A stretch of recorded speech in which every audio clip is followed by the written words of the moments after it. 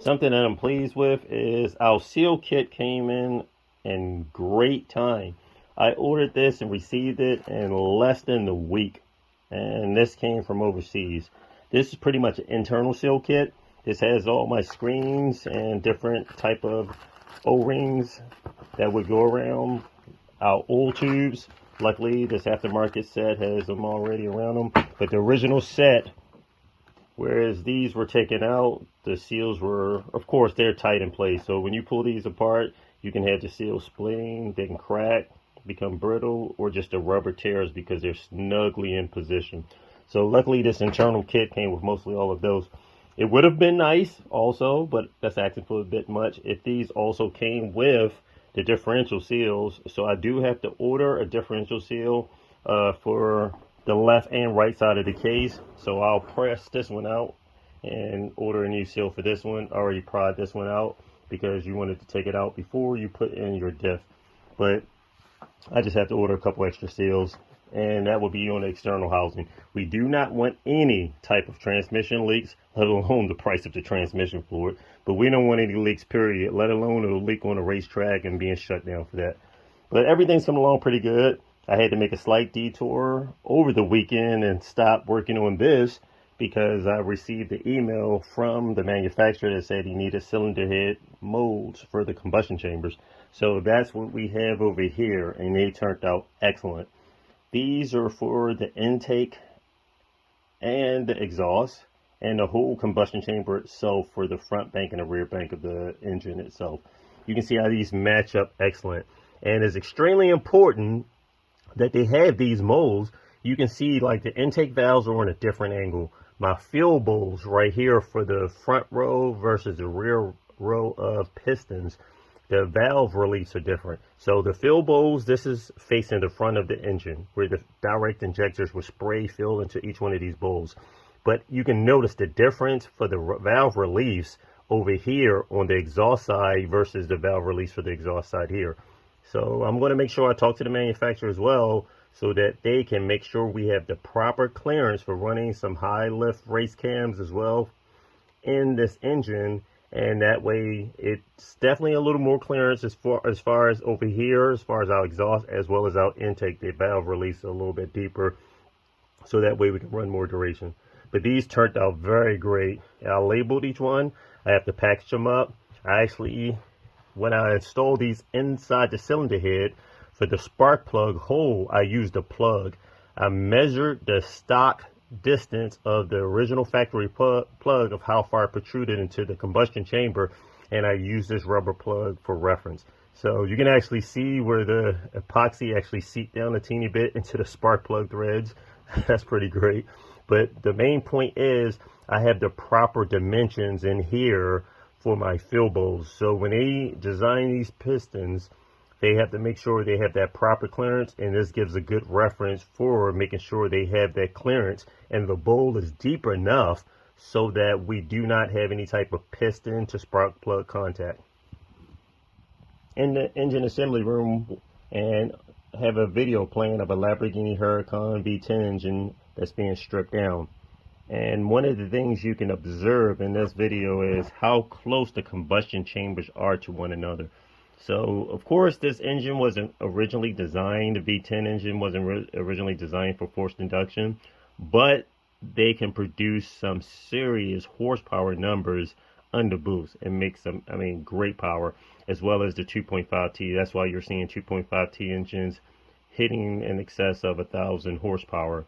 And these engines are doing it with the cylinder spacing this close together.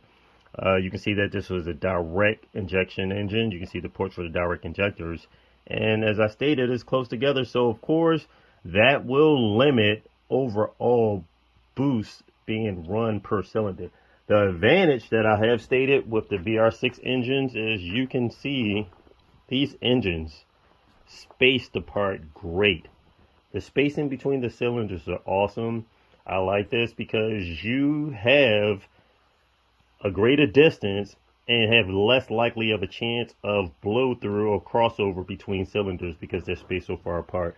Hence, in my opinion, if the engine is tuned properly, you'll be able to run a higher boost level than the close gap of spacing here. as well as if you were to O-ring this block and the cylinder head, this is very, like I said, very tight tolerances between the combustion chambers, versus this, which has a 90 millimeter bore, or anyway, I'll say 89 millimeter bore, and you have the room for that. Now these, we have it provisions for running larger bolts. We're running 1/2-inch bolts. If I was running the original stock bolts, then we would have more room for O-ringing, but we still have room in this potential block to do O-ringing, and you can see where the head gasket was sealing at. So they would bring the O-ring right along this edge all the way around the cylinder to seal it up even tighter, which we will do later on down the line when we start pushing some serious horsepower numbers, and or just convert over to billet aluminum block. But we're going to see how far we can push the cast iron block as far as the horsepower levels, and then if we run into trouble with that, getting major numbers and not satisfied with what we want, then we'll switch over to aluminum. Box just came in, and we have been waiting on this box for months.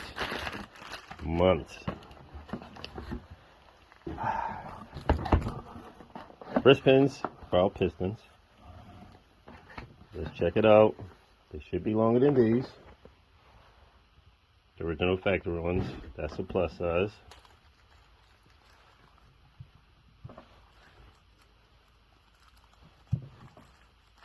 Let's do this with one hand. They already have them lubricated, and these bad boys are thick. Aftermarket versus OE, major difference. And let's check this out for fitment.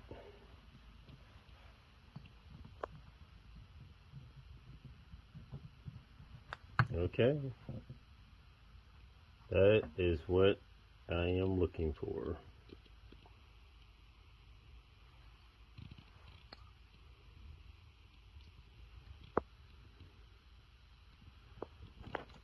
Bingo.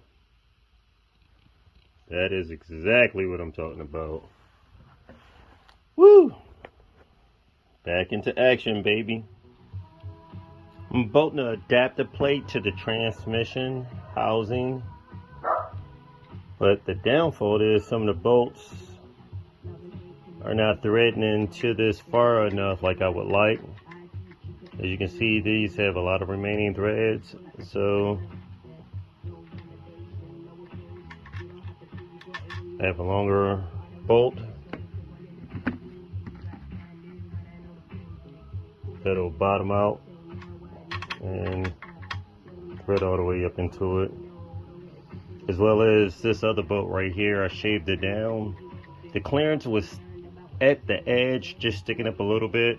You definitely don't want anything to stick out of this, because it can throw it can offset the transmission case as it's being bolted to the engine. So you don't want this to, any type of bolts or anything, you want the surface totally flat and smooth as possible.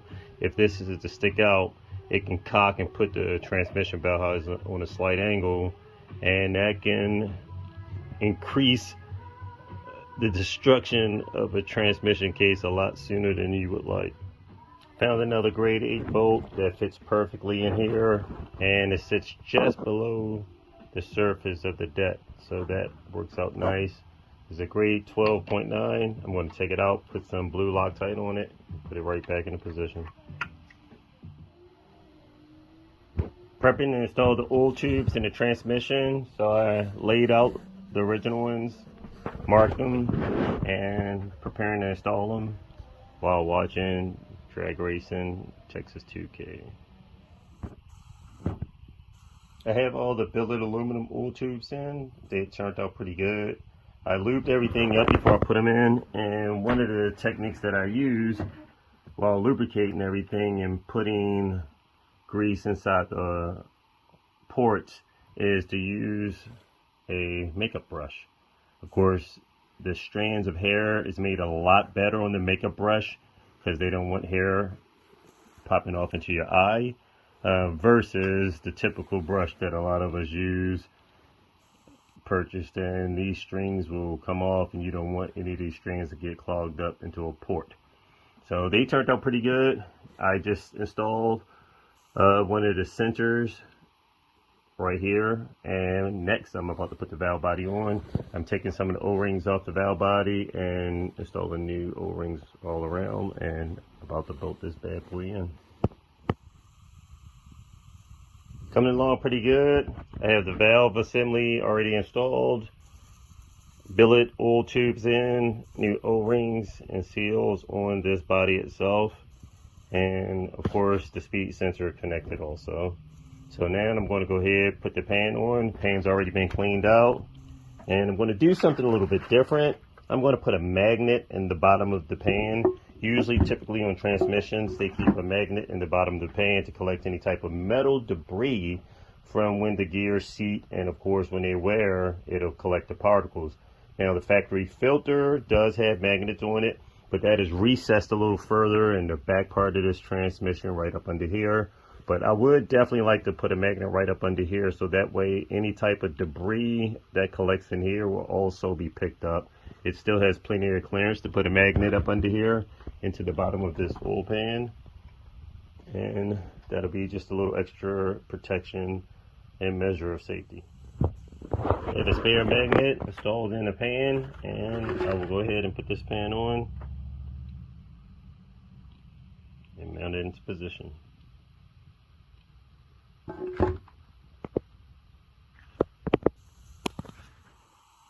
Now, of course, it wouldn't be unnormal if I did not have to go behind someone else and clean up a mistake or several mistakes that's been made before.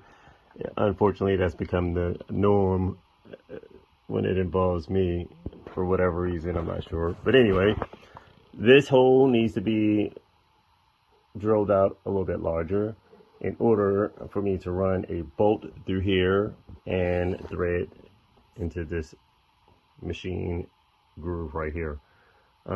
Unfortunately, as I screw it in, it bottoms out into the smaller port right there, and unfortunately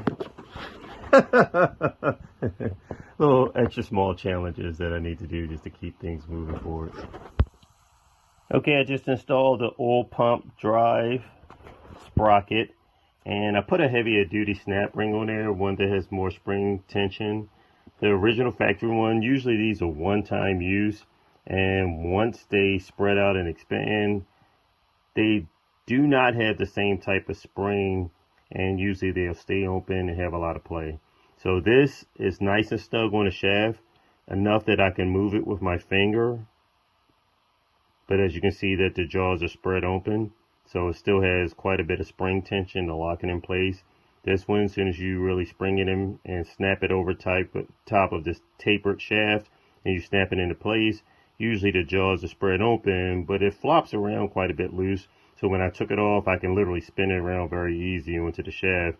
And under high horsepower use, you do not want this to pop off. We want this thing to continue to supply as much oil as possible, and don't want anything like this to snap off or pop right off of the shaft.